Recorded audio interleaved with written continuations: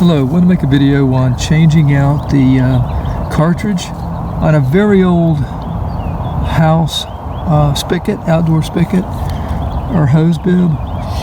So this right here has been soldered on, and I needed to replace, it was leaking, and so I had tried to do some work on it before, and I lost some parts to it. I lost the top part and the handle broke, and I don't know what I did with them, and that was 6 months ago. So I wanted to use this now in the springtime.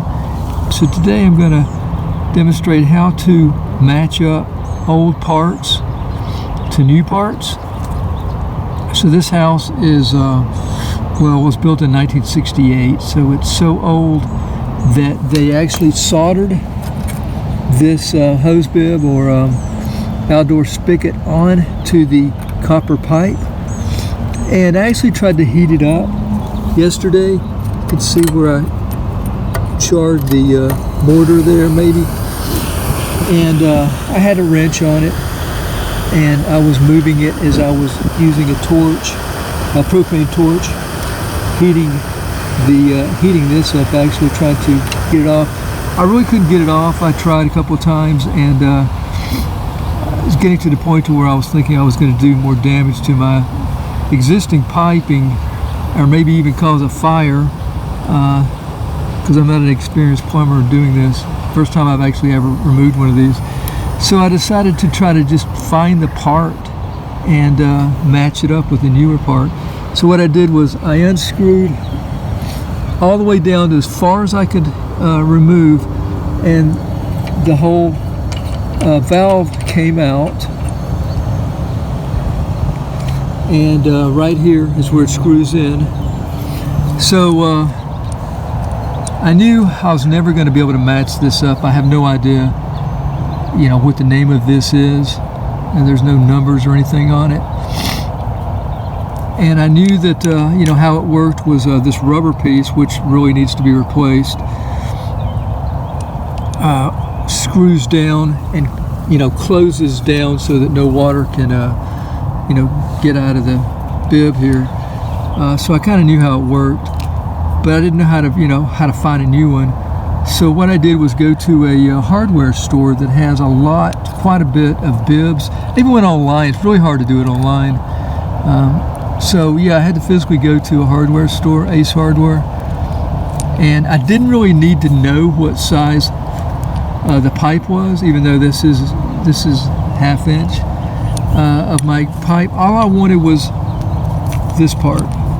Okay, so what I did was just kind of eyeball. I knew that this threaded into the old one. You know, you can take pictures if you want, if you need to. And I just kind of walk over here. All right, so yeah, now this bottom part where it connects to the pipe, has nothing to really do with it. Like I said, doesn't even look like the bottom, you know, the bottom part of my spigot. But I was looking where it screwed into this, and from here is what I needed. And you know, they had several different ones. You just kind of eyeball it. So this is the way it went into my old one, and that's how tall it was. So if you look closely, you can kind of see it's different setup. But see, this has the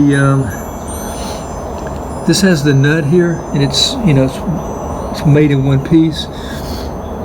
To unscrew it from here, and that's how mine's set up here. It's different looking, but it's basically the same thing.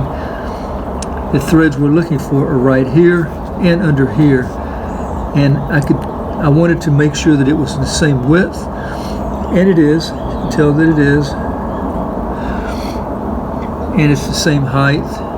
Actually, that doesn't even really matter anymore. It's making sure that this screws into here, and that it bottoms out like mine did here. And the way you can tell that is by looking over on the side. See, if you look in the side, you can see that rubber washer there. And you know, as I continue to turn the knob, it's going to close off the water.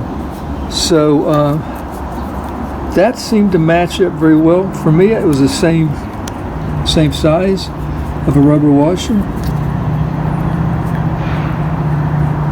See how it goes up. So $13, I went ahead and bought this. So what I had to do was I had to remove this section. Now this is on here really tight, and I didn't have a vise. Let me show you what I did. You will need a pretty heavy duty wrench to hold it, or someone to help you. You'll need 2 wrenches.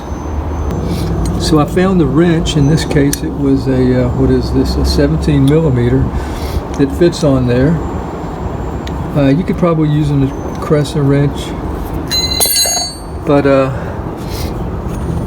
you want to make sure you're turning it in the right direction.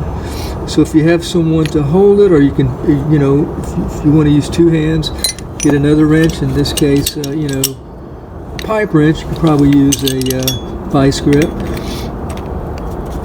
And you know, you have to, one goes one direction, the other wrench the other direction. But the top one on the nut has to go, you know, to the left to loosen it.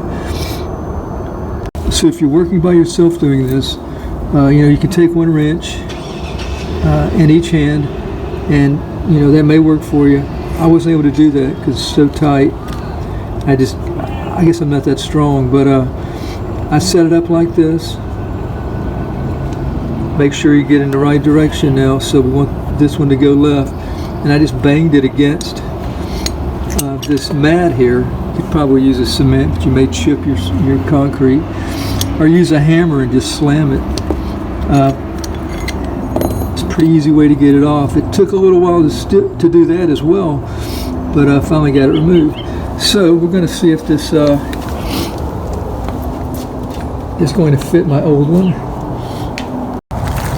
Okay, and sure enough, it just screws right in there. Beautiful. That is absolutely beautiful. And then this should go all the way down to shut off any water.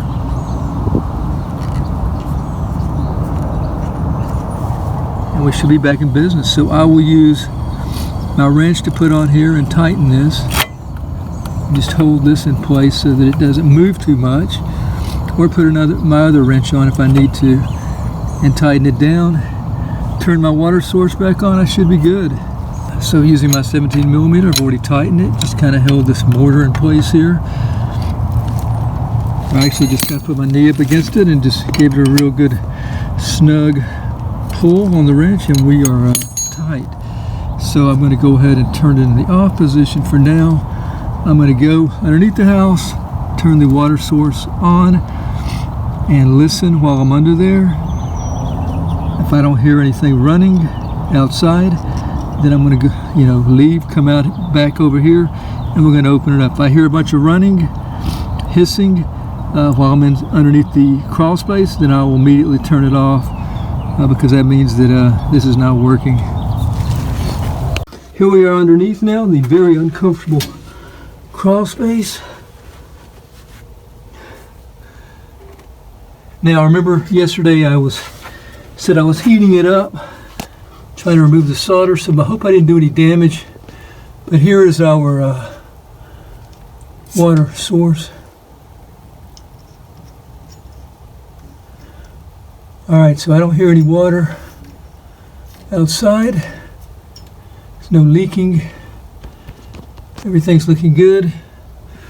Let's crawl back out of here. Got my little planks here to crawl on. And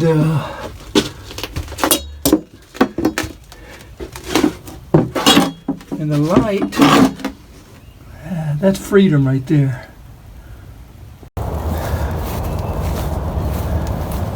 Awesome. All right, first time ever with the new one in place. Beautiful. Check it out. I'm really stoked about that. All right, so yeah, that's how matching up the parts. Just bring your old parts. You probably need to do that to get a very good picture, because you'll need to get the same kind of measurements. That nut that screws into the, let's just call it the base part of the spigot, it also has to be the same depth. We didn't have to buy any rubber washers or anything. We all have that under 30 or around 13, I think 1387 or something. And of course we didn't need this at all. That's it. Thanks for watching the video. Hope it's been helpful. Until next time, have a nice day. Take care.